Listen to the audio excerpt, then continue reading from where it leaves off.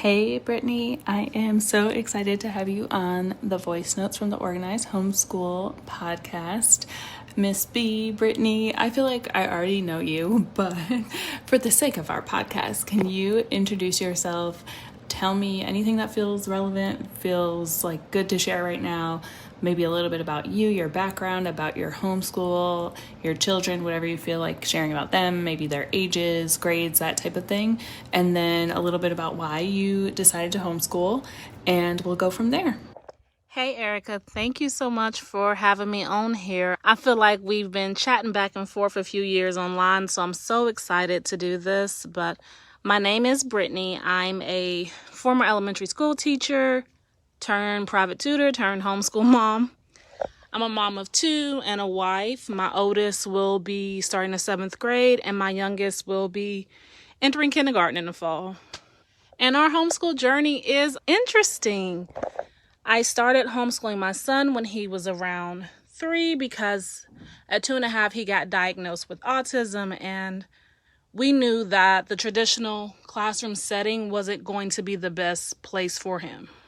So I chose to not do preschool and to start working with him at home. Now with my daughter, she had been in school, public school, her whole life. We've done public school from kinder all the way up to 6th grade, which she just finished. And we have decided to start her homeschool journey, which is going to be really fun because I've never had to do both of them long term at the same time. During the summer, we always do learning. That's something I've done with my kids since my daughter was 3. I believe in continuing learning throughout the summer. So I've done it through the summer, but this is the first time I will be doing both of them full time for a whole school year. Yes, I feel like we know each other in real life, even though we never met in real life. But we are, have been in touch for many years. So I love all of this. I'm so excited for you to be homeschooling both of your kids next year. I feel like we kind of talked about it, but it's new info for me. So I'm excited about that. And I love that you already have the foundation with your son, have been able to homeschool him.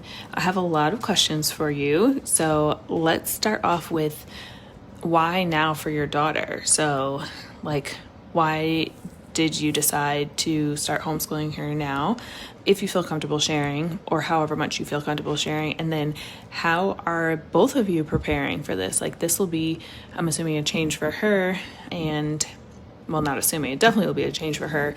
And so is there anything that you're doing to prepare together? And then is there anything that you're doing? How are you thinking about it now that you'll be homeschooling full-time? I know you mentioned you did in the summer, so I'm assuming you'll use a lot of the learnings and what that looks like for you all. But what are you thinking about? What are you planning for? How are you getting prepared to have both of them home?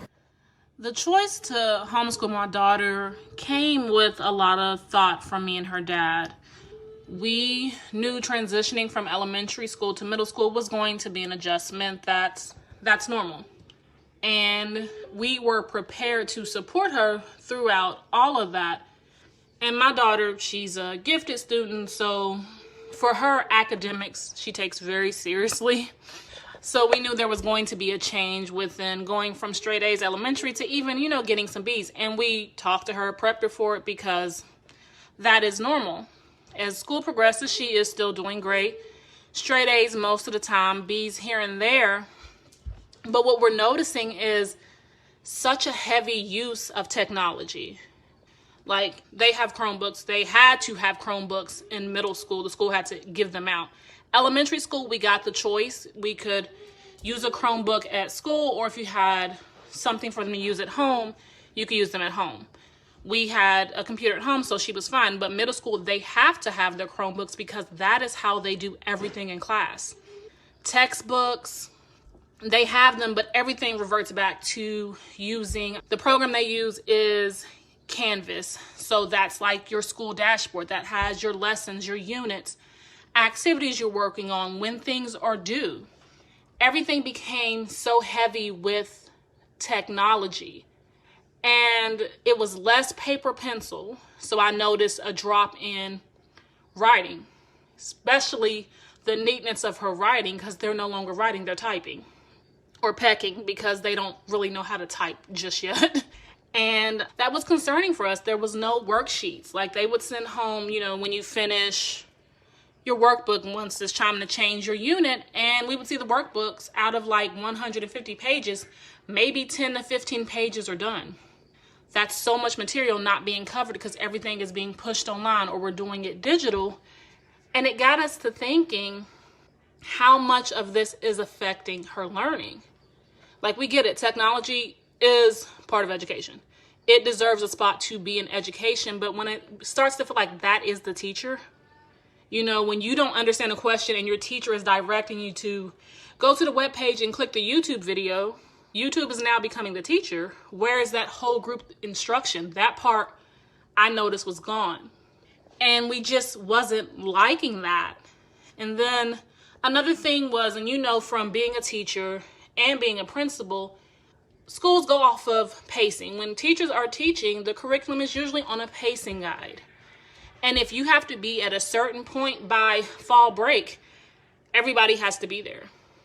Meaning all the teachers in the grade level have to be there. And that sometimes can mean that lessons are being rushed and information is not being taught to master the skill. It's being taught for the moment, but then when you have to go back and reteach something, the kids are not fully getting it, and we wanted to take control of that.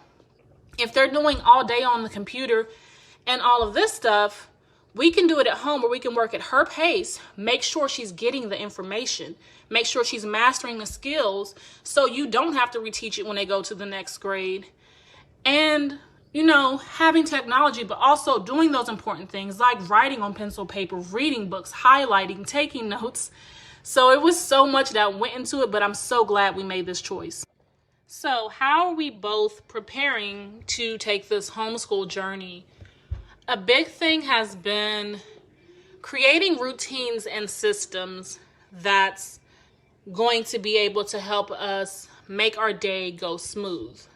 And a lot of the systems we've already had in place. These are things that I've done since my kids was little. Starting with my oldest, we started in kindergarten with a morning routine, a night routine. And as she's gotten older and also more independent, those things have changed. But for me, my big question to her was, what do you want out of this? What are things you want to do? So, we've opted to do a weekly co-op, so she's able to be around other kids, like-minded kids who think like her, who enjoy learning. And then, like I said, she is gifted. And if you've ever had a gifted child and a strong-minded child, they know what they want and how they want to do things. So I've really added in her input. What do you want your morning routine to look like?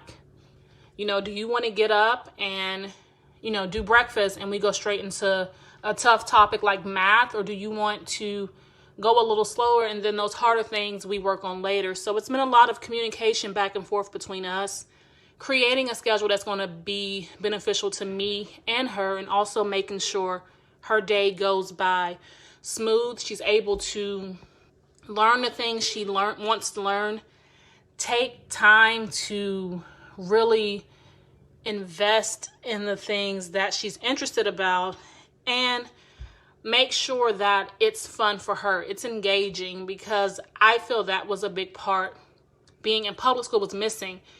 She could do the work. That part was easy, but it still needs to be fun. Even though they're older kids, they're still kids. And that part sometimes gets lost as the kids go up in grades. It's like, let's be serious. They're 11 and 12 years old.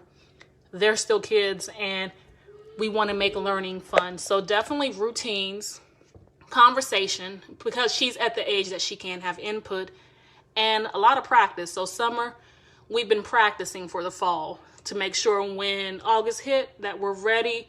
She knows the routines, I know the routines, and we can start the year off smoothly. Right now, we're using summer as our boot camp. This is our little trial run to what fall would look like. I'm taking the time to really build in our routines. I talk about routines all the time, but routines help things go smoothly. And so we're practicing what that will look like, how everybody's going to get up. What will we be doing in the morning? So that's one of the big things I'm doing now, as well as prepping curriculum. Now I have two completely different age groups. My son will be entering kindergarten and my daughter will be going to 7th grade. So I'm literally prepping two different curriculums, not to mention my son does have autism. So his curriculum looks a little bit different and we do things a little different for him. But I'm working on getting that stuff together now in July. So I'm not doing it in August. Fingers crossed. I'm really going to work hard. And just filling in those routines so they're prepared. I'm prepared. I'm learning what rules and everything I need for my state, things I need to turn in, what do I need to keep track of, whether it's attendance, grades, just making sure I have everything checked off so we can start the fall off good. And I'm prepared and they're prepared, and hopefully things will go great this year. Things are definitely going to go great this year because you are laying the foundation, like using the summer to prepare a boot camp style, building the routines, preparing the curriculum, getting everything, foundation, back end, like the state rules and stuff set so that you can just hit the ground running when you start in the fall. It's definitely going to be a great, great year. And the way in which you're partnering with your daughter, I love hearing it because we can do it to an extent with elementary age, but she's older, so like she can really have an input. And I love that you both are, having the conversations and kind of co-planning some things together. I think that's so, so smart. I'm excited to see how it comes to life. And the reason in which you decide to homeschool makes total sense. I think for us as former teachers, educators, we have a different view of things. And one of the things that you shared that is huge for me too is like going at their own pace, because it's impossible for a teacher to go at the pace of every individual child, even if the district or school allowed that, which, as you said, they don't. Like, you have to be on pace because there's a test at the end of the year that the school is judged against. So many reasons why. But if that wasn't the case and the teacher could go at the pace of every child, like, I think that's humanly impossible. Sometimes I have challenges, and it's me and my son right now, even though we have a toddler. Like, sometimes I'm like, okay, should I give more practice, that type of thing. So I think it just makes so much sense to be able to have her one-on-one or two-on-one, since your son will be there too. Okay, so let's talk about a typical day. Well, actually, no, you talked about like routines and systems and preparing for the curriculum. What does your lesson planning system look like? And so I know you have been homeschooling your son through preschool, so you can talk about that. And you can maybe think, if you thought about like, what's my weekly lesson planning? Will it be weekly? Will it be monthly? Will you lesson plan all at the beginning of the year? Like, what does that look like, lesson planning for you? And then a typical day, like, what was it like? What are you planning for it to be like? Typical day, and even a week. I know you said you're going to co-op, so when will that happen? So just curious to know kind of, I know you're in the in-between, it's summertime, so it's a little bit weird, but you can talk about either or both, what it did look like or what you're planning for it to look like. As far as planning, I'm a monthly planning person. I like to look at the standards and objectives for the grade my child is in and plan my lessons around them, meaning they're going to get the skills that their peers in school are typically working on. So that's how I've done it so far with my son. With my daughter, I'm pretty much going to do the same thing, but add in more of I kind of want to break hers down into quarters because she does have a little bit more subjects to cover. So we'll have like overall subjects that she's going to cover in a quarter, but I still will plan her lessons out monthly. Now, we also, for her, are using Me Academy. This is a first for us. So we're going to use their online platform to do her core lessons. I'm going to go in and research. I've already researched it, but look over the lessons, see what they have, but I will also supplement and bring in things I think we need, or maybe other ways to hash that skill out or get a better understanding of that skill. So that's what I'm looking at for as far as lesson planning. I've started some, but I'm really going to drill down in July and get everything planned out. One thing I do love to use is it's 2 pages from the planner you created, and it's the weekly planning page that has the plan for each subject part and the monthly academic overview. So I took those 2 pages from the planner and I actually put them back to back and laminated them so I can reuse that each month and week when I'm doing my lessons as a quick grab. So I will actually print both of those pages off again. So now I'll have one for my daughter and one for my son. So when I need to quickly see what they're doing for the month or the week, I have that. Now, a typical day for us, we're still working it out, but my son is an early riser. He's my 6:30, 6 a.m. kid. So he likes to get up early and get his stuff done. So for him, I do a lot of chunking because at his age, it's impossible to make him sit through long learning sessions. So we chunk it while also doing play-based learning. So I'll be chunking his lessons through the day, trying to get the bulk of his stuff done in the morning when that's the time that he's willing to learn up and ready. For my daughter, she's not my early bird, but we have her alarm set for 9:30 a.m. to get up. She'll get up independently, do her morning routine, skincare, make bed, get dressed, have breakfast. And my goal is for her day to start around 10 a.m. And we will figure out if we want to start with more of going into maybe Me Academy, doing those lessons, start with reading. So we're still working that out, but we will be a Monday through Thursday homeschool household. I've always done it with my son, but that's what we're keeping with is Monday through Thursday. Friday, learning still will happen, but those are our field trip days, explore days, something else, but not having to have that structured learning time all the time. And you also asked about the co-op. We did an interest meeting with them last school year, and they were meeting on Thursdays. So if that's still the same day they meet, we will do co-ops on Thursdays. That's usually in the morning. So we'll do that, and then we'll do whatever activities or lessons we have planned for that day. That would also be a light day of learning for us since we're already going to be going out and doing learning with that co-op. And the co-op it's focused on doing other things besides your core subjects like your math, your reading, your writing. So I've seen them do things on starting your own business, different art crafts. So it's going to not be your core subjects, but other ways to learn through different materials and content. So that's going to be our Thursday.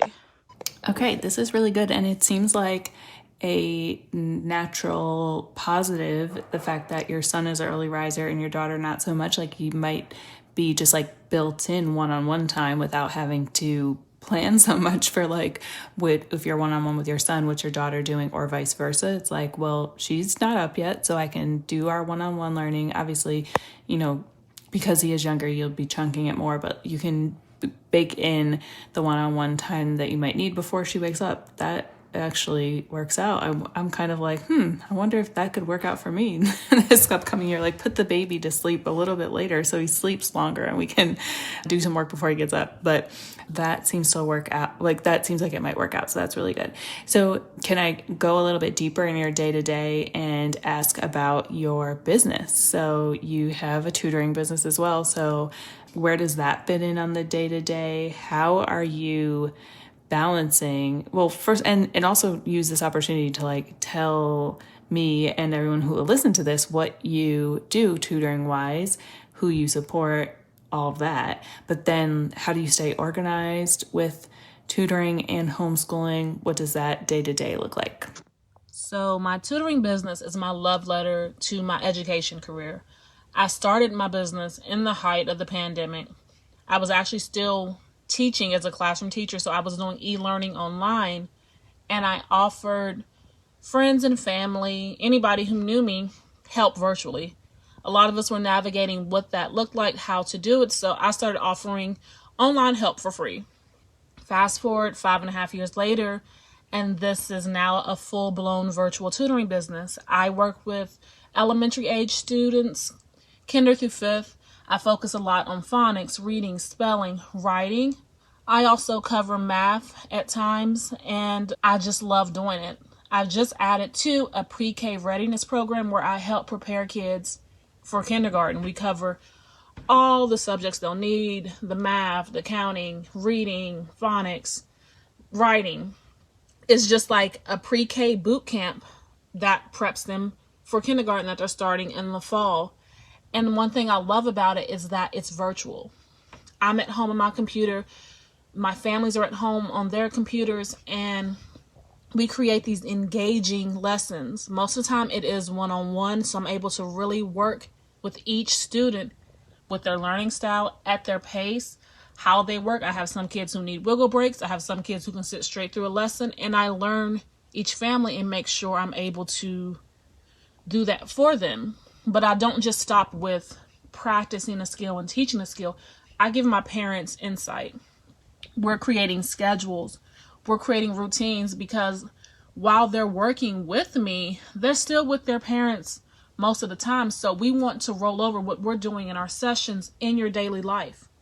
If it's, hey, we need to get better at reading, let's make a reading schedule.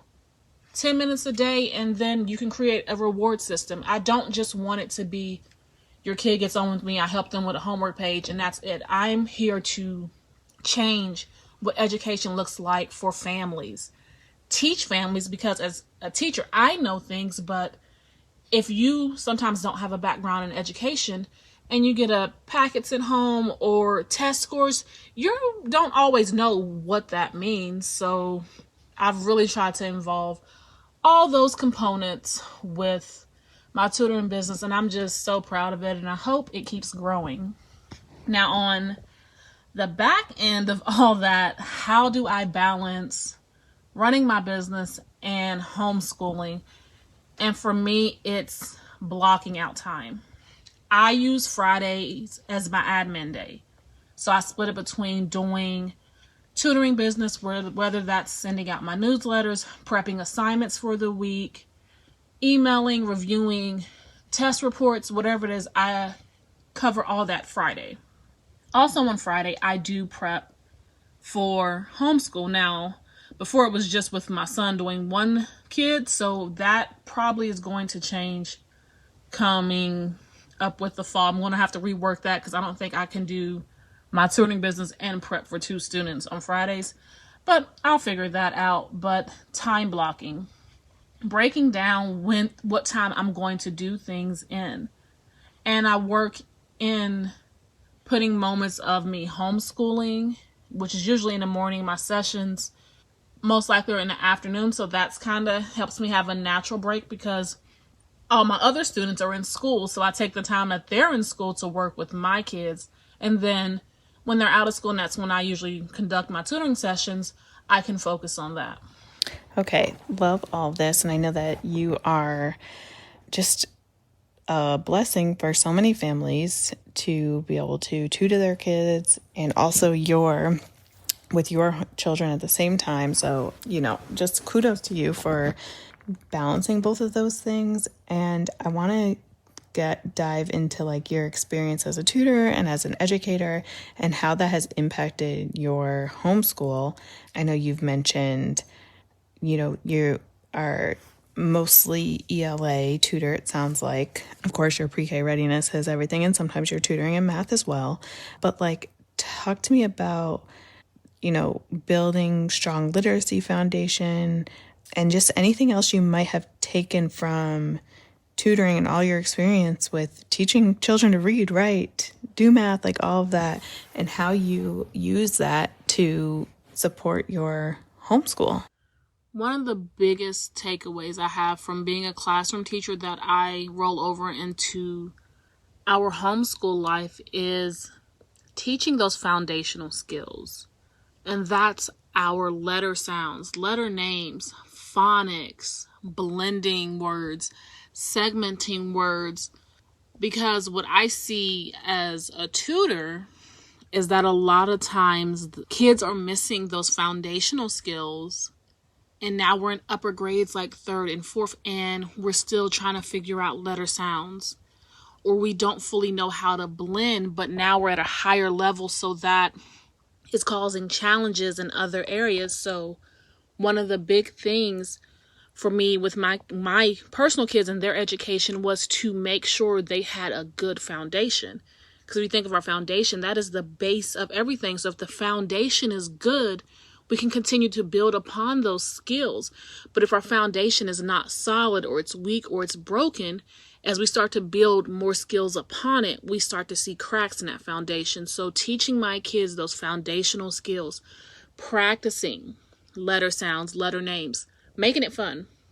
I remember when my kids were younger, pointing at pictures, pointing at the beginning letter of signs that we see, just to get that skill and get that practice. So for me, those foundational skills was a big part that I took from being a teacher, because I saw it in the classroom as well.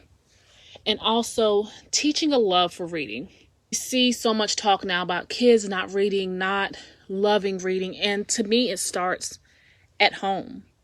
We have to be the first ones reading to them. So I've always made sure that my kids have access to books, book bins in the house, little home library, going to the library, because it doesn't always have to be you buying things. So we read a lot. I make sure we're reading during the day. We have sometimes scheduled reading time at night, but I want them to love reading, because reading is also an important tool that you need in all subjects. We have to be able to be strong readers to then build upon that skill and be able to comprehend and explain. So those are some of my biggest takeaways within like early literacy and the phonics and the spelling, is getting those foundational skills. Because when you get it young and they master those skills, as they continue to go through the different grade levels, you're able to build upon that. So that's something I take time working with my kids with, and I really push that for them. And it's also what I see with my tutoring students. A lot of times when they're coming to me, they're missing those skills. So that's when I'm able to kind of drill in on those sessions and fill in those gray areas that they might have missed when they were in other grades.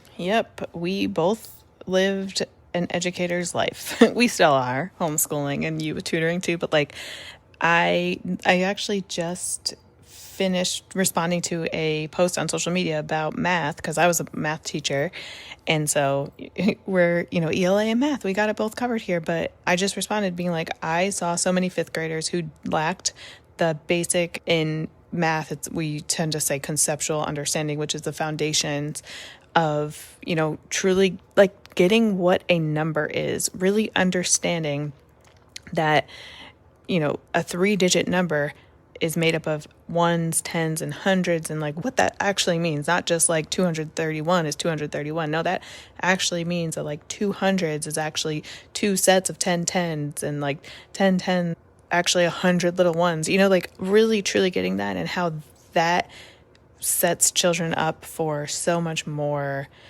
depth in math, especially as they get into older and more complex skills. It's not just about the memorization of steps to doing the math problem. It's like, do I get this? Because like I would see children who would like subtract and get a higher number and be like, this is the answer. And it's like, well, no, because there's no negative in here. You know what I mean? Like I'm going too far into math. Clearly I love teaching math. But that being said, I love that like what you pulled from your experience as an educator into the academics for your kids.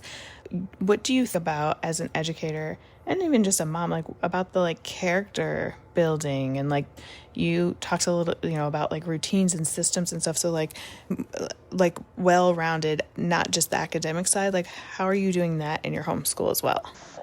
I'm very mindful and intentional with my homeschool approach. We're very big in our household on our kids expressing their feelings, not just happy, sad, but how are you feeling in that day? Are you tired? Do you feel overworked? Maybe yesterday's assignment was really heavy, so we need to start with something lighter. So I like to see where their mind is at, and we can still get our learning done, but maybe we need to take time to regulate how we're feeling. If we're working on something and you're stuck, Frustration is going to happen. That's real. That's normal. How do we work through it? Do we step away, take a few breaths?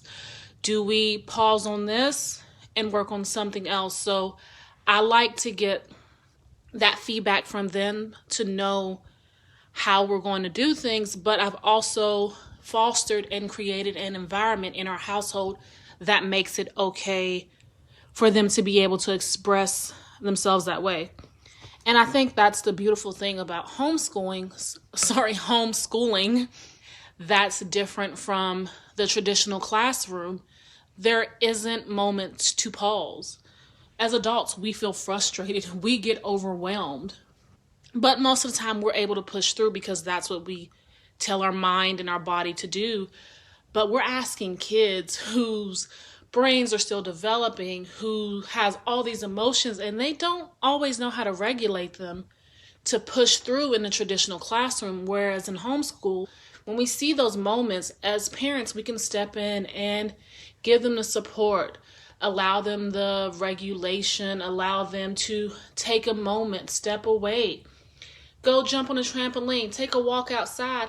Let's reset and come back and do it again. So that's how I add that component into our homeschool routine, and more so just our life routine. Okay, yeah, this is really good because I totally agree with like the time at schools. Kids don't really have the opportunity to like stop, reset.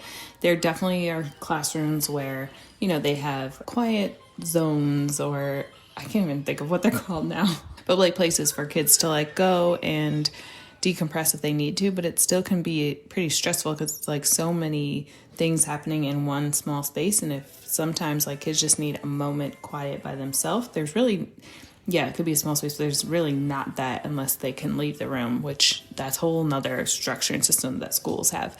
But you shared with me that you had adopted your classroom management systems that you used in an elementary classroom to build structure and independence and responsibility at your house, at home, through homeschooling. Can you talk more about that? Because I'm super curious as a former elementary school teacher and principal, and like help teachers set up their classroom management systems. I would love to know, like, what does that look like at home for you? Yeah, so when I was in the classroom, when I was teaching in public schools, classroom management was a big thing for me. I had the opportunity of doing trainings. I've got observed a lot for my classroom management, so that was an area I'm really passionate about.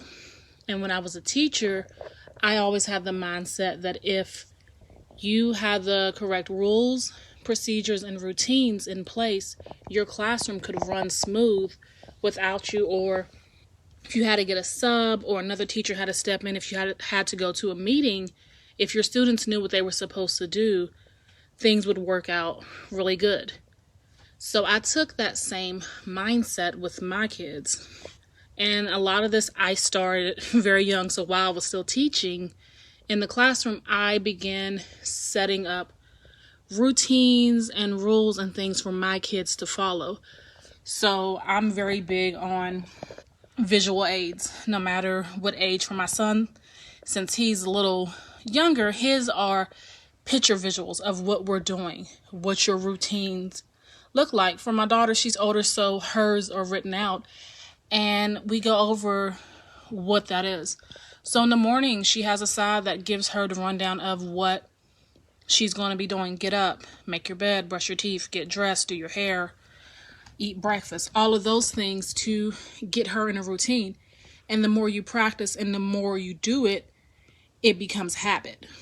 So now at 12, she knows how to do her morning routine. She knows how to do her night routine. We also have things on the refrigerator. Like we have a daily chore sheet. She has to do daily chores, check them off before we allow any type of technology, because there's things she needs to do daily. For my son, like I said, he's a little younger, so we're working and learning about that with him. But I feel like when you think of the homeschool mindset, and it varies from parent to parent. For me, I like to have a little structure because my kids thrive on structure. So if they have rules and routines in place, they know what we're doing. So, I'm still working things out. We're going to have, I like folders, morning folders. That's going to have your assignments that we're going to go over for the day. For my son, that is a restaurant menu, like trifold clear thing that I put in his activities that we can do, but it gives you the dry erase type of effect.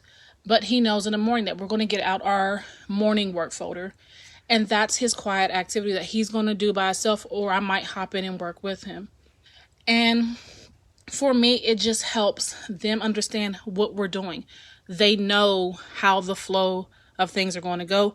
They know what to do, so they're becoming more independent. And as we build upon it, you can be less of a voice of telling them and more so watching them do those independent things. To where, like I said, my oldest is 12. A lot of things she can do now without me saying, go do it. And that helps her build independence, because the goal is eventually when they leave the house, they're capable of being adults on their own, doing things on their own. Another thing I wanted to add is with the routines, procedures, rules, anything, modeling to your child what you want, what the expectations are, what it looks like is such a big thing, especially with our younger kids. We can't expect them just to be able to do something without showing them. So throughout both my kids doing things, I modeled, this is what this looks like. Okay, so in the morning routine, you're going to make your bed. We're going to pull our cover back. We're going to put our pillows, stuffed animals, just showing them, because I can't expect them to do it just me verbally saying it. So I had to model a lot. My son, I'm still modeling because we're in that younger stage of getting these skills. But to make any routine, rules, procedures go good, I believe modeling, showing the correct way and the wrong way to your kids also helps those routines, rules, and procedures go really well. Modeling, yes, and also praising and correcting, which might seem obvious, but I feel like one of the things I do, and this is probably mostly when they're younger, but I think even older kids appreciate the praise. But my son, we're working on making his bed and getting into that routine, and he's so opposed to it, and I'm clearly this is my fault. But anyways, anytime I see his attempt, I'm oh, I've noticed you made your bed, really good job. And the bed is a mess, but you can tell he at least attempted to straighten it out. So, giving him that praise and then being here's how you can make it even better. And giving him just small little tips, not, a huge thing, but also just balancing the praise and the correction is, in addition to the modeling, is so, so good. Okay, so I know you mentioned your son is neurodivergent and your daughter is gifted. And so there's a lot of people who choose to homeschool because of similar situations, having children who are neurodivergent or even gifted. And that's their desires because they don't feel like the school can give their child what they deserve and need and their interests and all those things. And so I would love to hear how you specifically about, advice, I guess that what I think would be helpful, right, is if you had advice for families or homeschool moms who have neurodivergent children, gifted children, maybe two or more, similar to you, what would you speak to them about when you think about take either new to homeschooling or, just in the thick of things, homeschooling with their kids? I definitely agree when modeling praise and correction is a big part too. Giving them that praise, like you said, even when it's not 100% correct, is perfect because that just keeps inspiring them and giving them little tidbits and tweaks when they need to correct. So yes, praise and correction is also needs to be paired with modeling so you can get those skills across.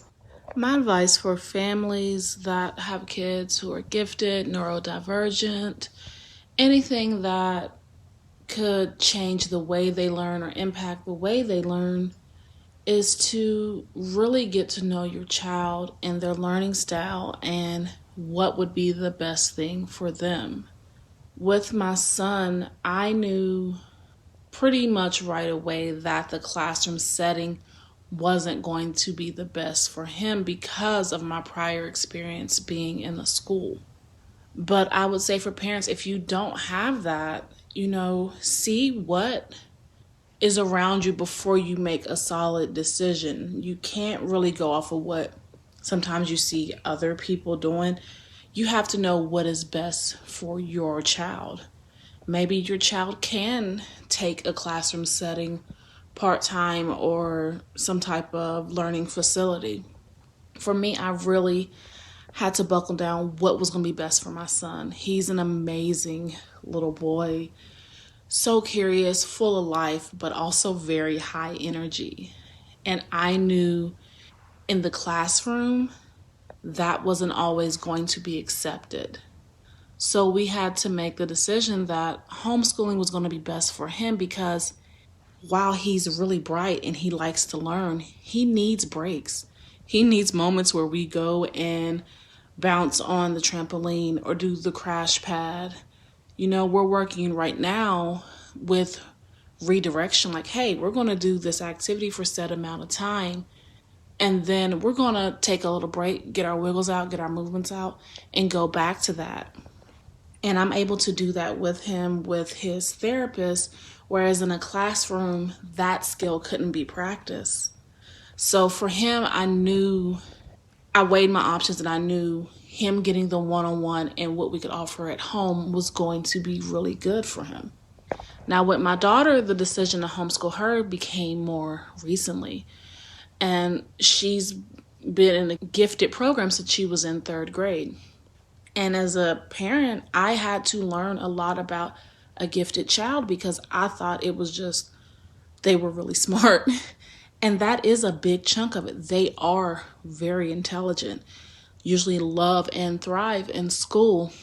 But there is a whole other part of a child being gifted with the cognitive and their thinking, how they operate, how they move, that has nothing to do with the academics. And that was something me and my husband had to learn because I'm just like, oh, she's just really smart because that's what I was told in school. That's what gifted kids were. And for her, it was another thing. We watched her go through public school and she did well. But we started to see the difference once we hit middle school. We started to see that things were getting rushed. And for someone like her who loves learning, she's not understanding why are we not fully getting this full concept. Or you had us to do a worksheet, but you're not allowing me to take it home to go over it. Or I'm doing group work and the grade is it has to be done. So it doesn't matter if Jim Bob doesn't do his part of the assignment. If I want a good grade, I have to make sure it all gets done. And in her case, a lot of times she was doing the bulk of the work, which is a lot of pressure on her because she wants to do well. And she understood that if everybody didn't pull their weight, we all were not going to get a passing grade. So there were things that I wanted to see different for them. But to summarize all of that, everything I was saying is to really get to know your kid and create a learning environment, homeschooling environment that works for your family.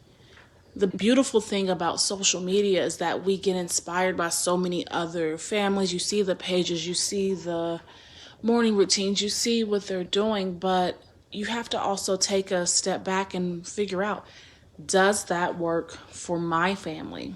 Does that work for me? How I want to teach, how I want things to go. And that was something I had to do more so. I had to remember that I couldn't recreate what I was doing in the classroom, which at first was a little hard because that's what my norm was. I was a teacher, so I know how to run a classroom.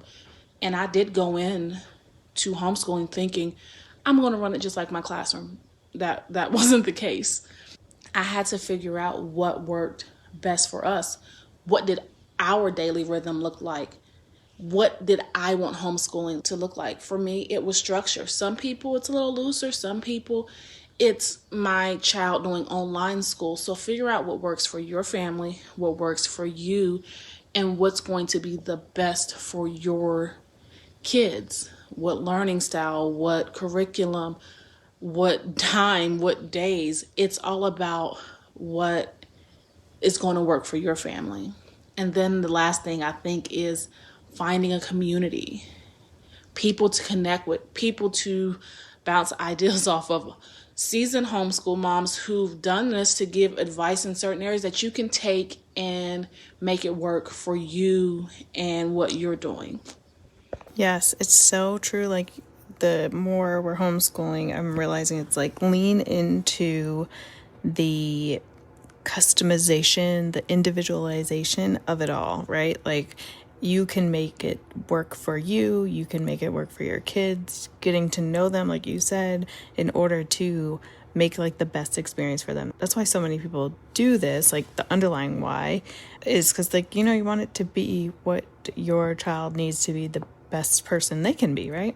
So I love that so much. And then I promise that to everyone who's listening, I did not ask Brittani to start talking about community, because my next question was around community. Like, you talked about community for you. So how did you find that community? I would love that.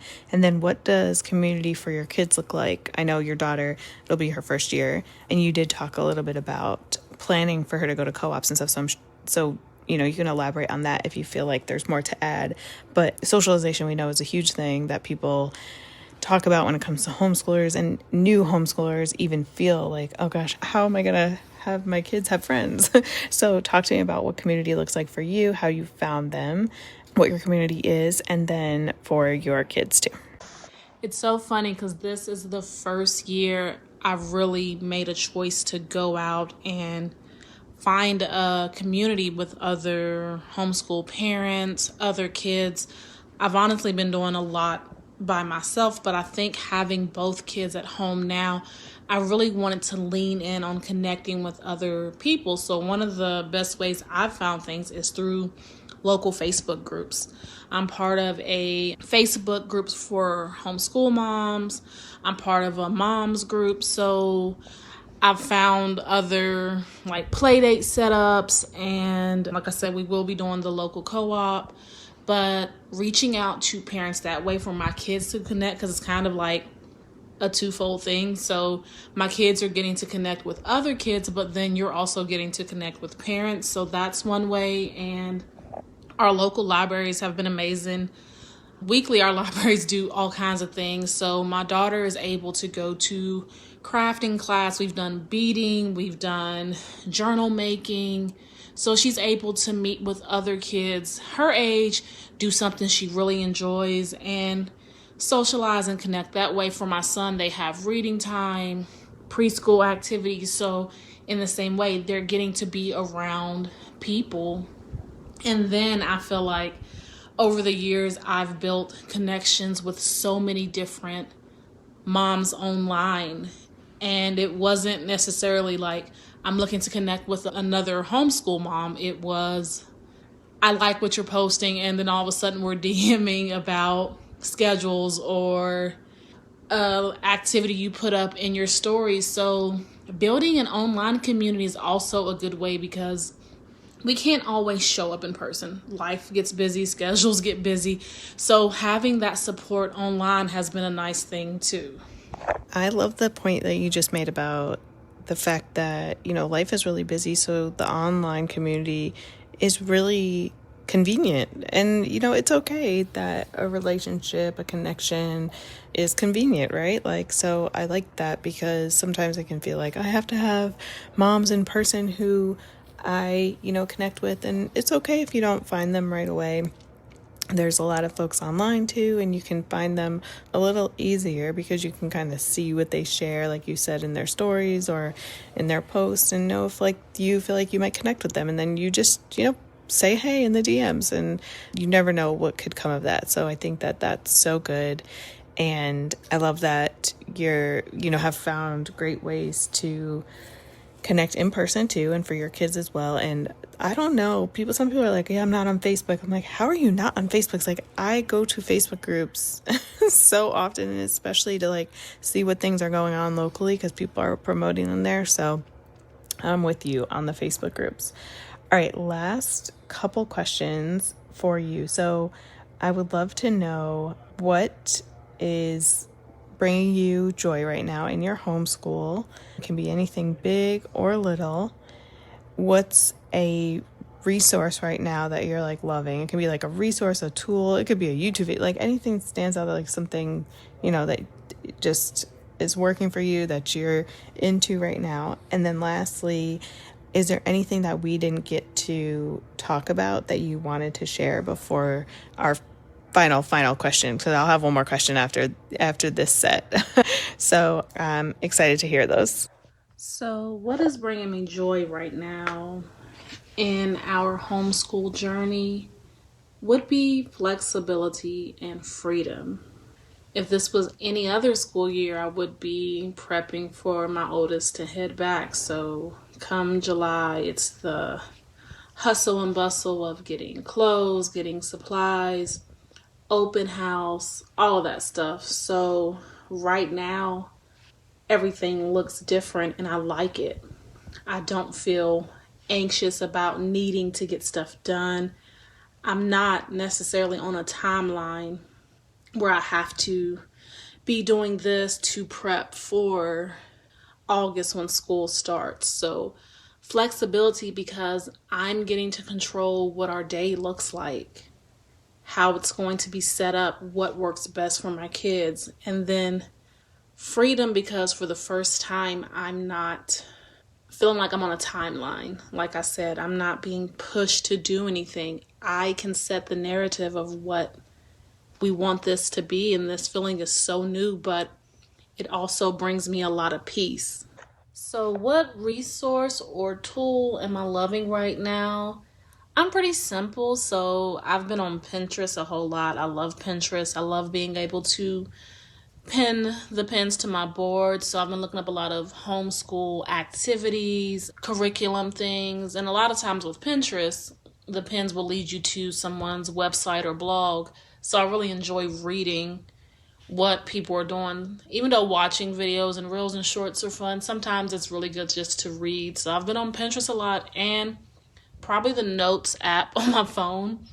That's kind of my quick little jot things down when I do see them or something that pops in my head so I can go back and reflect back. But those are the two things I've been loving and using a lot right now in this journey. I think we've covered everything I wanted to chat about. This conversation has been so amazing, eye-opening. Feels like we're chatting over coffee, so I'm loving that. But I think we covered everything.